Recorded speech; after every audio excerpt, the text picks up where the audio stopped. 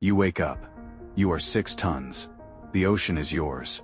You have no credit card debt. You have no concept of that, and you never will, and I cannot stress enough how much that alone makes you better off than most people watching this video. You send out a click into the darkness. It bounces back. There's a salmon 300 feet away, slightly to your left. Already panicking. You didn't even open your eyes. You just knew. Something is screaming in the distance. That's fine. That's you. You are an orca. And today we are going through every reason why that is. Scientifically, the best thing you could possibly be born as.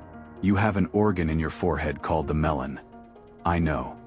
Evolution had 600 million years, and it named the most sophisticated biological sonar device on the planet. The melon. We're all just living in this world.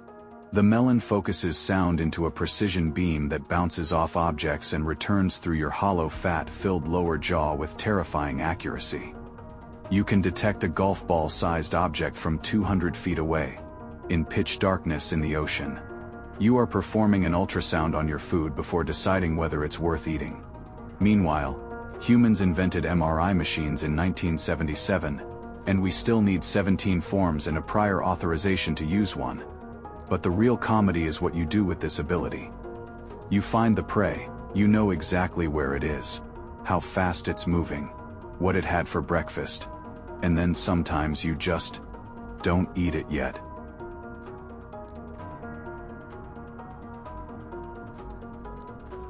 You circle. You click at it again just to watch it panic. Biologists call this prey manipulation. I call it having so much job security. You've started treating work like a hobby. Different orcapods speak different dialects. A Norwegian orca hears a New Zealand orca and understands nothing. Entirely separate languages evolved independently over thousands of years, learned entirely without Duolingo. And their little owl never once made them feel guilty about it. These dialects are passed from mother to calf, grandmother to grandchild, for generations. Which brings us to the real power move. Your society is run by grandmothers, post-reproductive females who live into their 80s and 90s, leading the pod with accumulated knowledge about where the food is, which currents to avoid in NOAA years. Pods with older grandmothers have significantly higher survival rates. Orcas cracked multi-generational knowledge transfer before we invented writing.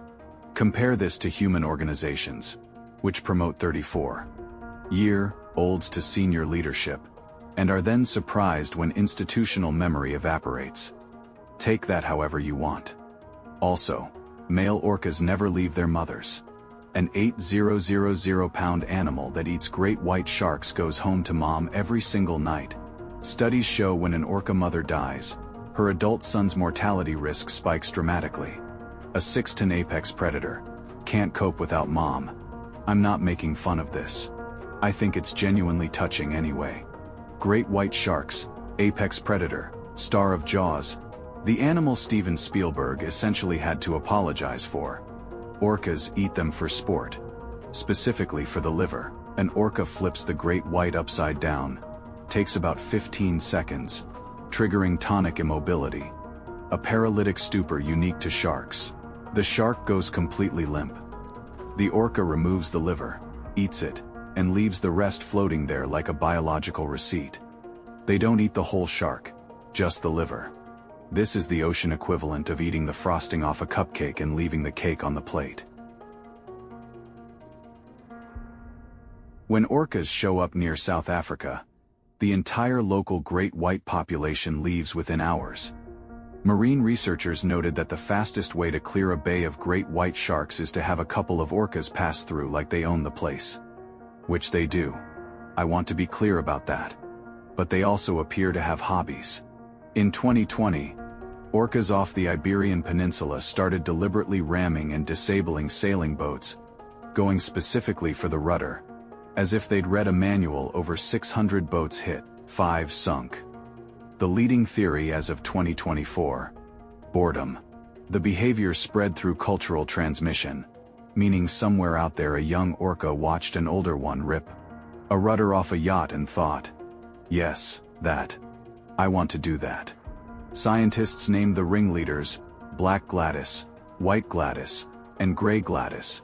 Juvenile orcas who started an international maritime incident because they had free time.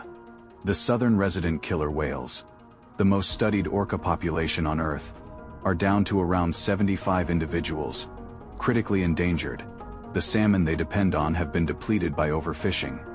Boat traffic disrupts their echolocation so badly, they sometimes can't hunt. They carry the highest PCB contamination of almost any marine mammal. Toxins pass through mother's milk to calves who haven't eaten their first salmon yet. The apex predator of the ocean, being slowly inconvenienced out of existence by creatures who get lost using GPS. The same melon that can find a golf ball in the dark is getting jammed by whale-watching boats. They deserve better than this. And we know exactly how to give it to them. And we're just not doing it very fast. Okay, that was free. Let's finish.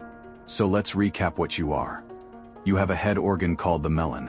You live in a society run by grandmothers who remember where the salmon were in 1987, and no one questions them. You eat great white sharks specifically for their livers. You are potentially holding a collective grudge against the sailing community. You have no mortgage. No concept of a mortgage. You will never know what a mortgage is, and on your behalf I am so relieved. You woke up. You were 6 tons. You had no credit card debt. Something was screaming. That was you. It's always going to be you. Nature produced the platypus. Venomous ankle spurs. Electroreception. Lays eggs. Someone clearly just hit random on the generator.